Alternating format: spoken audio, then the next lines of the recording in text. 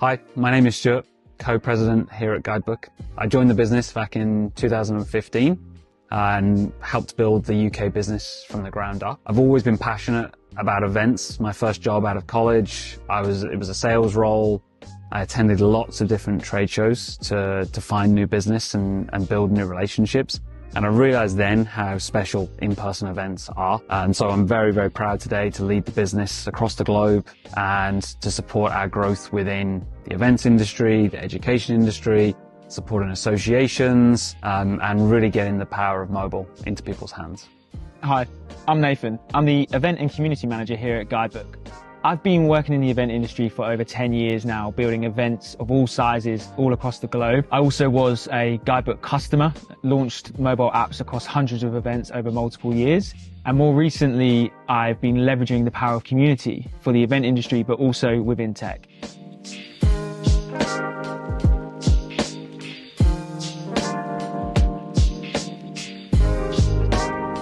So, Nathan, you've ran events of all shapes and sizes. One of the trends that we've been noticing recently from our association customers is they seem to be moving away from smaller events and investing more in their large annual events. What do you take away from that? I think it's a really interesting trend to kind of analyze. And I think there's a few different things at play. First thing is like, why? What's going wrong with those small events? Is it cost? Because, events are expensive and the perceived cost of a small event might not be as valuable.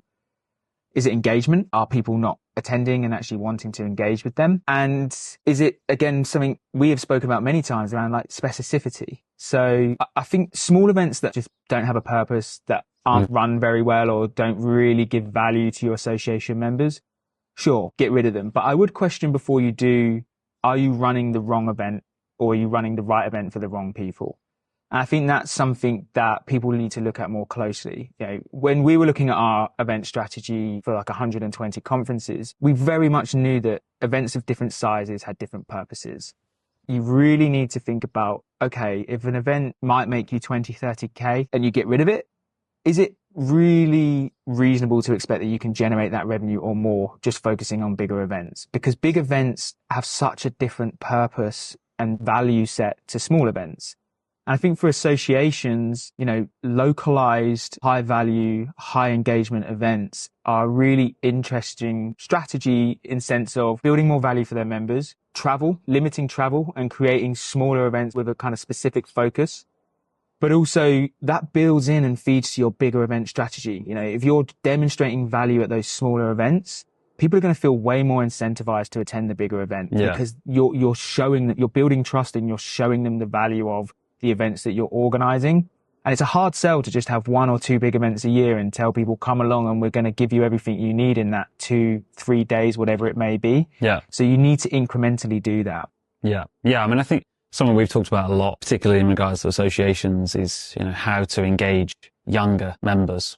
And I do think that this is where smaller events can really play a role. If you can build small events that create networking opportunities, that create opportunities for younger members to meet potential mentors or people that they can really learn from or, build their professional network. I think that, younger members are going to jump at those opportunities because they're going to know how much educational value there is and, how much career value there is. And I think they should be a lower cost option, right? For, maybe younger members who have less money or maybe are less likely to get approval to attend a larger event. I think it's something that can be very, very attractive for then feeding those larger events. Yeah, absolutely. And I don't think you should look at every small event as a profit driver. You have to have a bigger picture strategy than that. I think to your point, like not just younger generations, but people who are more reluctant to travel, any generation. The good thing is if you're generating real interest at a local level through smaller events, they can become part of your big event strategy, right? You want community-led programs from your association where you'll run the mass of that big event, but actually you want some of your chapters to suggest, look, we've been talking about this a lot recently. Let us host a workshop. Let us host a roundtable session. Like, let us host a micro event around this to engage other chapters or what it may be. So actually it works as kind of a double set of value of like, yes, you're keeping local engagement and building that and creating value, but actually it's going to help you in the long run with your bigger picture strategy for your large events. Yeah. And I just think that's untapped in some areas where, I speak to a lot of people now where micro event strategies are becoming quite a big part of what they're thinking, because people don't want to go away for 3 days. People want an afternoon, a morning, or maybe one night away total. And micro events and localized events really allow you to unlock that. Yeah, and I think just from a technology perspective, we often see with our customers that they have one large event a year, sometimes thousands of people attending. It's very, very simple for them to build a case to, we want to launch a mobile app. We want to get everyone to download it. We want to eradicate printing.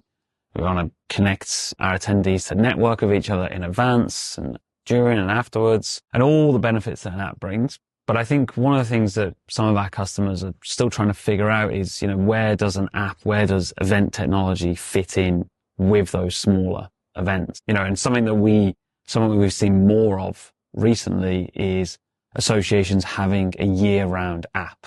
So you can still have that standalone guide for that event that has all the information for that audience, but you can also have this year-round resource that supports those micro events, tells people, has a calendar of events, tells people what's coming up, gives you the chance to get feedback and get input from your members, give them real value of being a member. And so I think that's a really exciting opportunity for our products and event technology as a whole in supporting associations.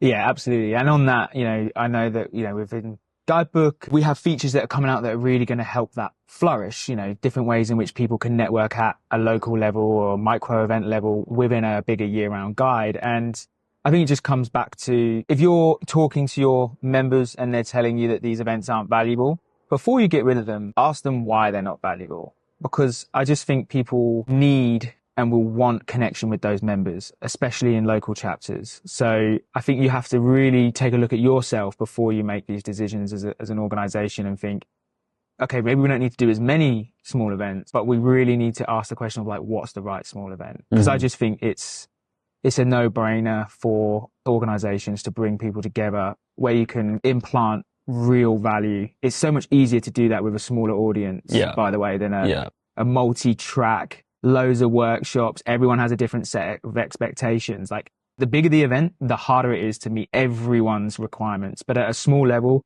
you can feel very confident that if you understand who you're building it for, the impact you can have is massive. And I think that is so key. Yeah, we talk a lot about the magic of in-person events. It just seems a real lost opportunity to put all your eggs in one basket.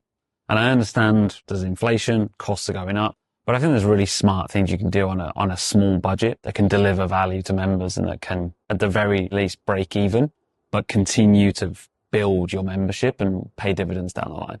Absolutely. And you can do it so cheap, right? Events are everything. Events are happening all the time. You can have have a picnic in the park and get people as a networking thing. Like, it doesn't have to be so expensive and so complicated. I think you have to be creative, and if you have to work within your budgets, that is hard for organizations. But I think you should be creative in the way that you bring people together. And a lot of people are doing that. And I think there's ways in which all associations can kind of target that a little bit better.